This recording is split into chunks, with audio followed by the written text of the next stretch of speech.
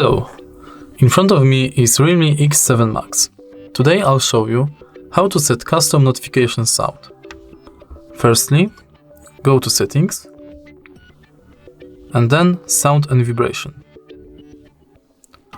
Tap on Notification Sound and select from Files. Select from the list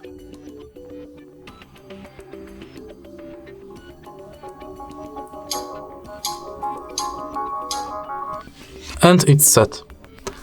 If you find this tutorial helpful, please leave like, comment and subscribe.